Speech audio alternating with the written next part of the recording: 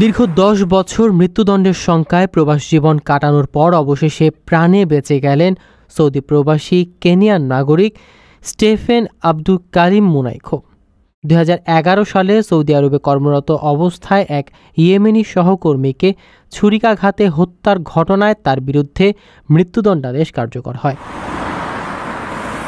শুরুতে 5 বছরের কারাদণ্ড হলেও পরে আদালতের রায়ে তা মৃত্যুদণ্ডে রূপান্তরিত হয়। তবে কেনিয়া সরকারের কূটনৈতিক তৎপরতা ও ইসলামিক দাতব্য সংস্থার সহযোগিতায় ইয়েমেনি ভুক্তভোগী পরিবারকে 10 লাখ মার্কিন ডলার ক্ষতিপূরণ দেওয়ার মাধ্যমে এ সাজা মওকুফ হয়। ইসলামী শরিয়া অনুযায়ী হত্যার ঘটনায় দণ্ডপ্রাপ্ত ব্যক্তিকে নিহতের পরিবার অর্থের বিনিময়ে ক্ষমা করলে মৃত্যুদণ্ড বাতিল করা যায়। একে বলা হয় দিয়ত বা রক্তপণ।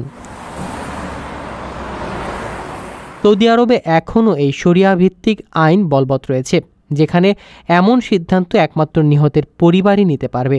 সরকার প্রধানেরও এতে হস্তক্ষেপের কোনো অধিকার নেই। মুক্তির পর স্টেফেন উমরা আদায় করেছেন, তবে তিনি কখনো নিজ দেশে ফিরবেন কিনা তা এখনও নিশ্চিত নয়। প্রিয় প্রবাসী, আপনার নিরাপদ ভবিষ্যতের জন্য অর্ধেক দামে আজই ফ্ল্যাট বুকিং করুন। ঢাকায় প্রবাসী সিটি দিচ্ছে সীমিত সময়ের স্পেশাল অফার। জমি ও ফ্ল্যাট একসাথে। যোগাযোগ করুন স্ক্রিনে দেওয়া নাম্বারে।